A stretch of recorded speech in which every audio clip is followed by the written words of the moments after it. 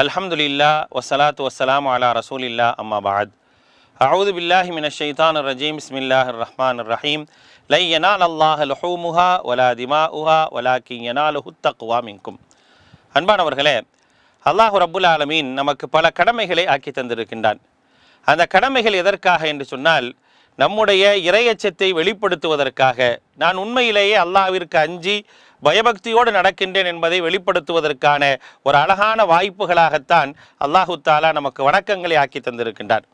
அந்த அடிப்படையில் இந்த துல்ஹஜ் மாதத்தில் நாம் செய்யக்கூடிய மிக முக்கியமான அமல்களில் ஒன்று என்ன அப்படின்னா, பெருநாள் தினத்தன்று குர்பானி கொடுப்பது.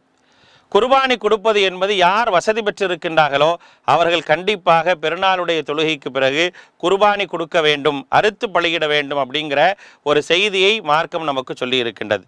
அந்த நாளையே ஐயுல் ஐயாமி ஆலம இந்தல்லாஹ், அல்லாஹ்விடத்தில் மிகவும் மகத்தான நாள் அப்படின்னா யௌமுன் நஹர் என்று சொல்லப்படக்கூடிய அறுத்து பலியிடக்கூடிய நாள் தான் அப்படிங்கிறத அல்லாஹுடைய தூதர் ஸல்லல்லாஹு அலைஹி வஸல்லம் சொல்கிறாங்க. அந்த நாளில் நாம் குர்பானி கொடுக்க வேண்டும். குர்பானி கொடுக்க வசதி பெற்றவர்கள் கண்டிப்பாக குர்பானி கொடுக்க வேண்டும். வசதி இருந்தும் குர்பானி கொடுக்காமல் அந்த கடமையை புறக்கணிக்கக்கூடிய ஏராளமான பேர் இருக்கிறீங்க.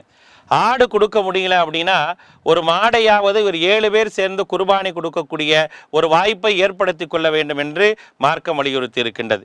அதற்கான வாய்ப்பு இருந்தும் கூட என்ன செய்கிறாங்க, பலரும் குர்பானி கொடுக்காமல் தங்களுடைய கடமைகளை புறக்கணிக்கக்கூடியவர்களாக, வேண்டுமென்றே புறக்கணிக்கக்கூடிய ஒரு நிலையில் உள்ளவர்களை ஏராளமாக பார்க்குறோம். அப்படிலாம் இல்லாமல் நம்மால் ஒரு ஆட்டை அறுத்து குர்பானி கொடுக்க முடியலன்னா குறைஞ்சபட்சம் ஒரு கூட்டு குர்பானியிலாவது சேர்ந்து என்ன செய்யணும் அப்படின்னா நாம் குர்பானி கொடுக்க வேண்டும். நாம ஒரு மாட்டை பிடித்து 7 பேர் சேர்ந்து அறுப்பது என்பது சாத்தியமில்லாத ஒரு சூழலில் இருக்கிறோம் அப்படின்னா இன்றைக்கு ஜமாத்துகள் அதை செய்து யார் முறையாக இந்த கூட்டு குர்பானியை ஜமாத் ரீதியாக நிறைவேற்றக்கூடியவர்களாக இருக்கிறாங்களோ, மார்க்கம் சொல்லித்தந்த அடிப்படையில் நிறைவேற்றக்கூடியவர்களாக யார் இருக்கிறாங்களோ அந்த ஜமாத்தோடு சேர்ந்து நம்ம என்ன செய்யணும் அப்படின்னா குர்பானியை நிறைவேற்ற வேண்டும்.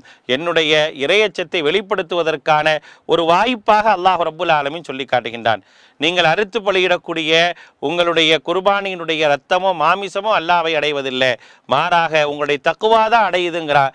அந்த தக்குவாவை வெளிப்படுத்துவதற்கான ஒரு வாய்ப்பு தான் குர்பானி. நீங்கள் ஒரு ஆட்டை அறுத்து தனியாக குர்பானி கொடுக்க முடியலனா கூட்டு குர்பானியில் ஜமாத்தோடு சேர்ந்து முறையாக ஜமாத் எதை செய்யுதோ ஜமாத்தோடு சேர்ந்து கூட்டு குர்பானை நிறைவேற்றக்கூடிய ஒரு வாய்ப்பை ஏற்படுத்தி கொள்ளுங்கள். அதன் மூலமாக அல்லாஹுடைய கடமையை நிறைவேற்றி நம்முடைய இறையச்சத்தை வெளிப்படுத்தியவர்களாக இருப்போம். அல்லாஹ் நமக்கு அருள் புரிவானாக. வஸ்ஸலாமு அலைக்கும் வரஹ்மத்துல்லாஹி வபரகாத்துஹு.